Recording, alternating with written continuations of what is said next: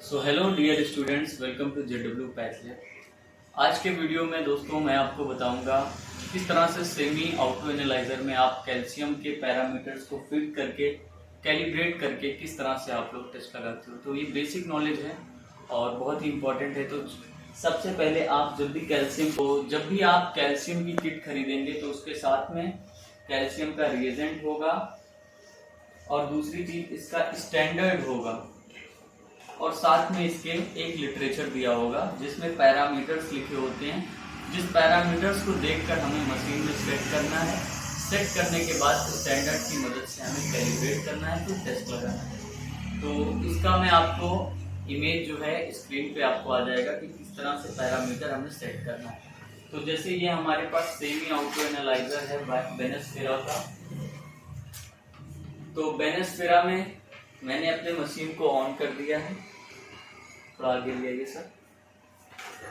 अब ऑन करने के बाद बेनेस्फेरा को मुझे टेस्ट लगाना है, पैरामीटर्स में जाना है कैल्शियम के। तो मैं 1 नंबर टेस्ट हमारा ये सारे टेस्ट के पैरामीटर्स हैं।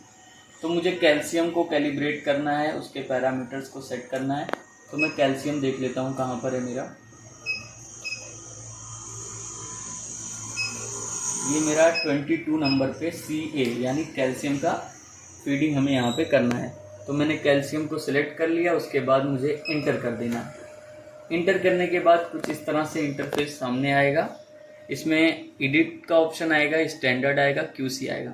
आपका कोई भी एनालाइजर हो, चाहे अरबा हो, चाहे जो भी हो, आपको एडिट करना होता है, जिसमें आप इस लिटरेचर में जो भी पैरामीटर में लिखा हुआ है ये हमें एडिट करके अपने मशीन में सेट करना होगा।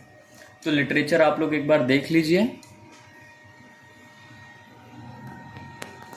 और इसकी स्क्रीनशॉट लेना चाहिए तो लेना है तो आप ले सकते हैं और इसी की मदद से हम लोग फीडिंग करेंगे। तो ये जो पैरामीटर है यही हम फीड करेंगे। अब जैसे मेरा जो ये रिएजेंट है ये दूसरे मैन्युफैक्चर रिएजेंट का है, कंपनी का है। तो डिफरेंट मैन्युफैक्चर कंपनी के थोड़े बहुत अलग हो सकता है, लेकिन जैसे रिएक्शन है इंक्रीज, ये रिएक्शन आपका सेम रहेगा। वेवलेंथ 630 नैनोमीटर ये आपका रहने वाला है। ब्लैंक इसमें रिएजेंट है, हो सकता है किसी दूसरे मैन्युफैक्चर रिएजेंट में यहाँ ब्लैंक में रिएजेंट के जगह डिस्टिल वाटर हो। तो चलिए हम जानते हैं किस तरह से हमें मशीन में अपने सेट करना है। तो देखो एडिट के ऑप्शन पे जाना है, ये एरो की मदद से एडिट पे मैं चला गया। एडिट पे जाने के बाद मुझे इंटर करना है। इंटर करने के बाद आइटम नेम यानी मैं जो भी पैरामीटर लगा रहा हूँ वो कौन सा है। तो मुझे कैल्शियम लगाना है CA, तो मैं इसे ऐसे ही रहने देता हूँ। सेकेंड थिंग आई मेथड, किस मेथड पे कैल्शियम लगेगा। तो आप लोग जब पैरामीटर्स देखोगे तो मेथड यानी कि मोड, किस मोड पे रिएक्शन हो रहा है। तो हमारा ये एंड पॉइंट है, यहाँ पहले से एंड पॉइंट हमारे स्क्रीन पे है हमारे एनालाइजर के, तो हम एंड पॉइंट रहने देंगे। सेकेंड थिंग है यूनिट, जो कि mg पर डेसीलीटर में बाय डिफ़ॉल्ट है। हम देखेंगे अपने लिटरेचर में यूनिट क्या है, mg पर डेसीलीटर है, तो हम उसे वैसे ही रहने देंगे।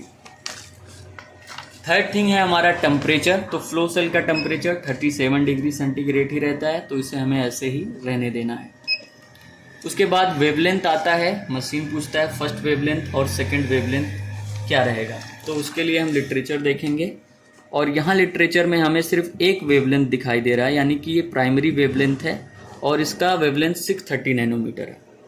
अब मशीन पे मेरे है 620, तो मैं आगे अगर करता हूँ तो ये 340 जा रहा है, 620 जा रहा है और फिर 578 जा रहा है।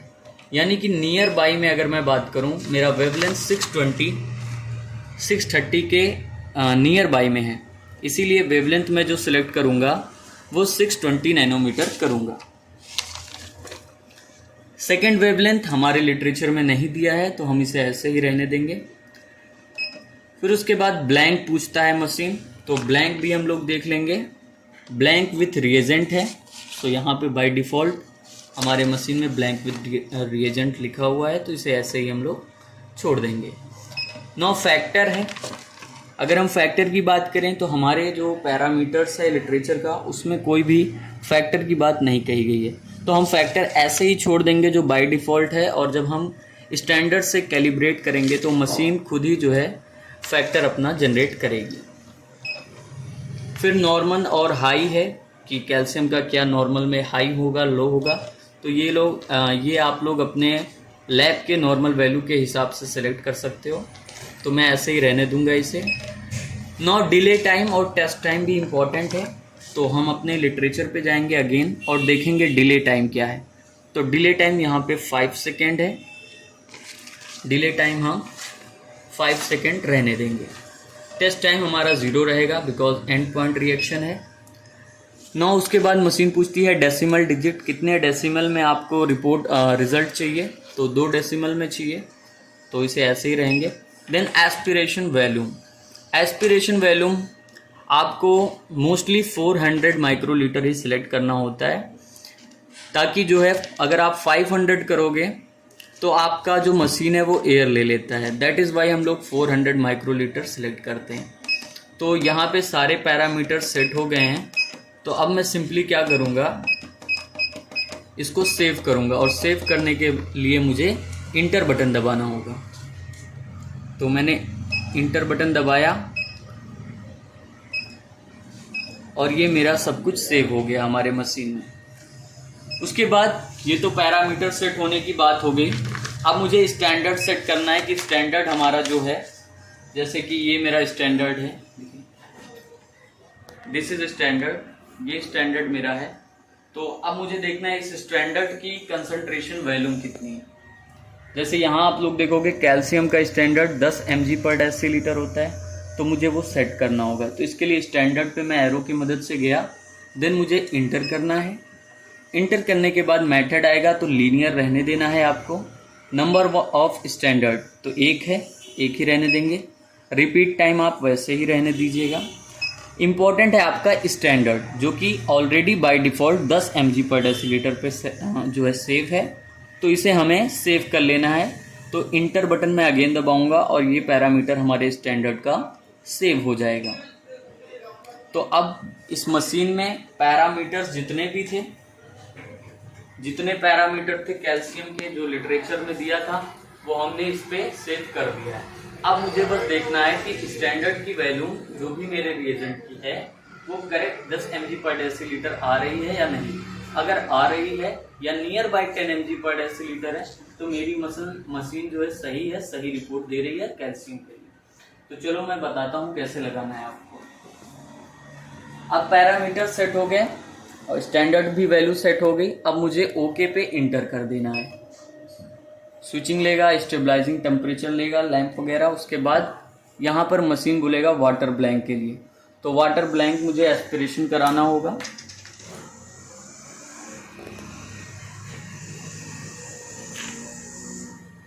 ओके, सो वाटर ब्लैंक आपको एस्पिरेट कराना है, तो एस्पिरेट करा लीजिएगा।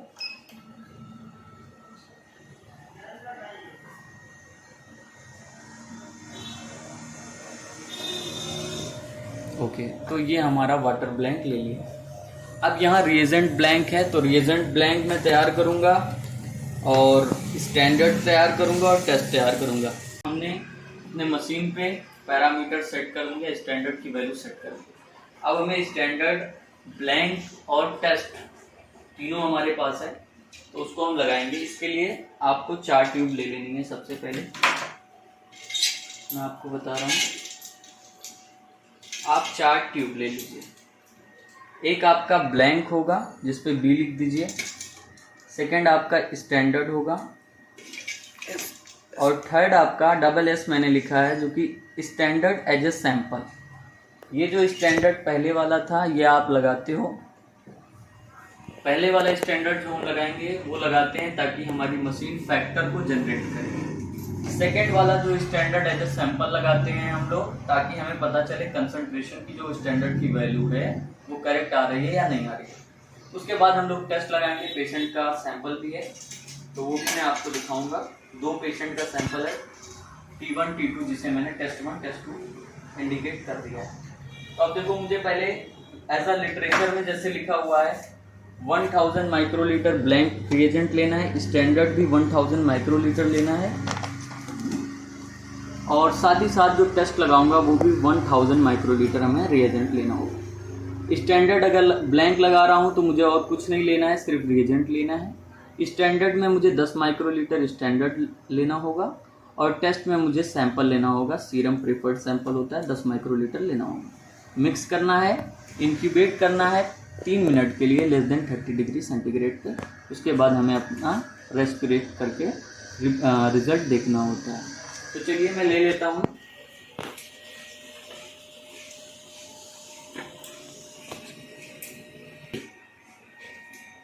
सो ये किट है कैल्शियम की, इसे आप ओपन कर लीजिए। ओपन करने के बाद 1000 पे लगा रहे हैं तो 1000 सेलेक्ट कर लीजिए। 500 कर रहे हैं तो वैल्यूम आपको आधी घटा देनी है दोनों की।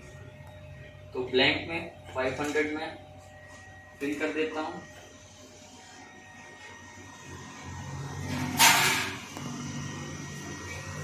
फाइव 500 हमारा स्टैंडर्ड में हो जाएगा।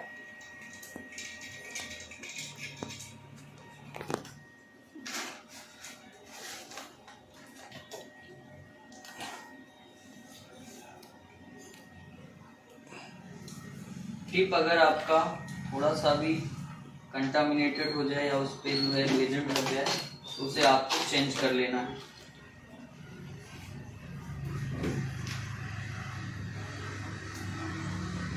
मिक्स कर लीजिएगा।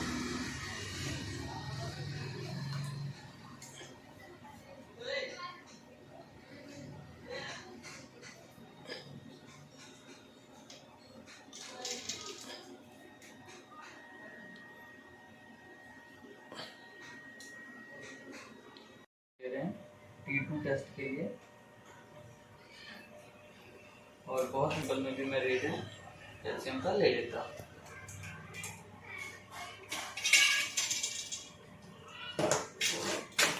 तो अभी तक कैल्शियम का जो रिएजेंट था हमने ब्लैंक में और स्टैंडर्ड में, स्टैंडर्ड एज अ सैंपल में, और जो मैं टेस्ट लगा रहा हूँ उसमें मैंने रिएजेंट ले लिया।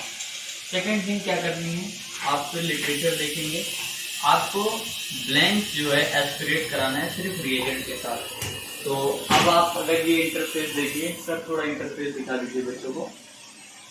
तो अभी तक हमने अपने मशीन में सिर्फ वाटर एज अ ब्लैंक हमने पिलाया था। अब हमारी मशीन मांग रही है reagent as a blank. Okay, तो अब सो डियर स्टूडेंट्स, अभी तक हमने अपने मशीन में सिर्फ वाटर एज अ ब्लैंक पिलाया था। अब हमारी मशीन बोल रही है रिएजेंट पिलाना है एज अ ब्लैंक। जो हमारा लिटरेचर था ब्लैंक, हमने इसमें रिएजेंट लिया था, तो हमें अब ब्लैंक जो है एज अ रिएजेंट एस्पिरेट कराना होगा। तो रिएजेंट ब्लैंक को हम लोग ले लेते हैं और एस्पिरेट करा देते हैं अपने मशीन में।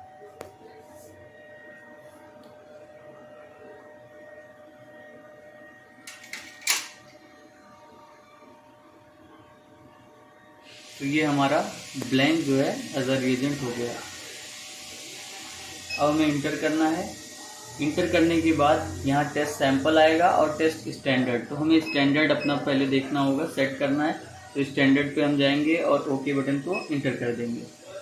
अब यहाँ बोल रहा है स्टैंडर्ड आपको एस्पिरेट कराना है। तो स्टैंडर्ड मैंने बनाया था और स्टैंडर्ड हमें लिटरेचर देखना है कि कितना लेना है। तो लिटरेचर में लिखा है 10 माइक्रोलीटर, तो मैं उसके हाफ में बना रहा हूँ, तो मैं 5 माइक्रोलीटर लूँगा।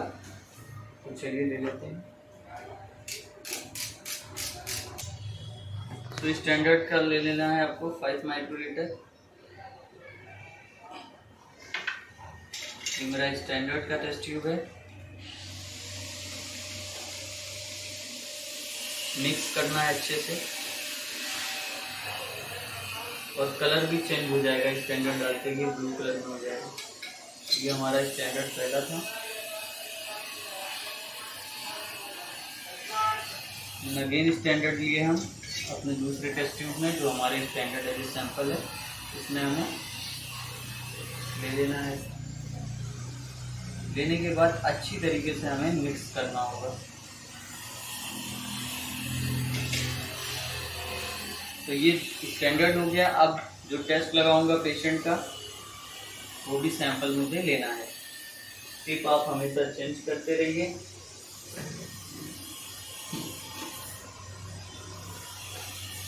कैल्शियम के लिए 3 मिनट इंक्यूबेशन टाइम होता है। तो 3 मिनट इंक्यूबेट करना है आपको, 3 मिनट के लिए इंक्यूबेट करना है। इंक्यूबेट करने के बाद आपको एस्पिरेट करना है।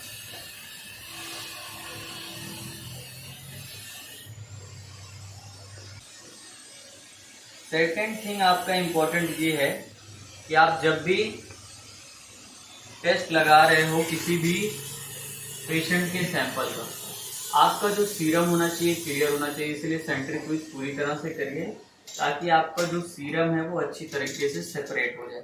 और टिप का हमेशा ख्याल रखिएगा, चेंज करना है, एक सैंपल लगाना है, दूसरे सैंपल के लिए दूसरा टिप आपको यूज करना होगा।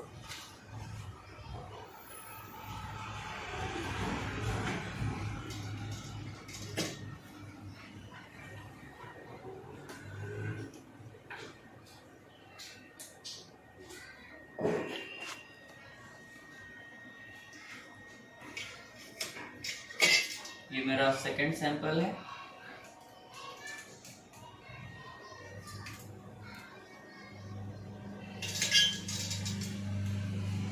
तो अब इसको 3 मिनट हम आरटी पे रखेंगे।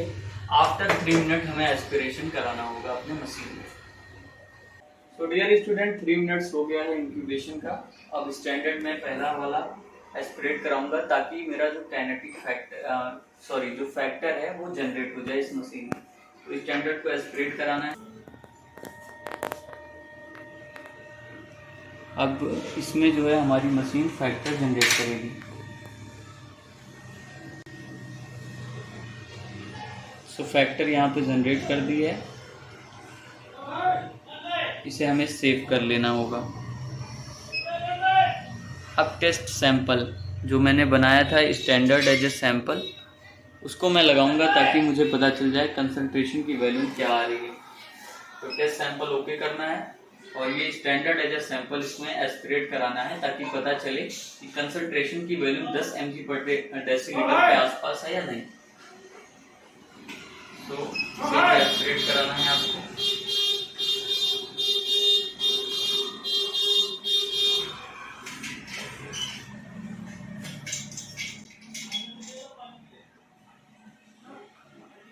तो कंसंट्रेशन की वैल्यू सैंपल जो भी हमारा सैंपल है उसे एस्पिरेट करा के देखना है रिजल्ट क्या आ रहा है।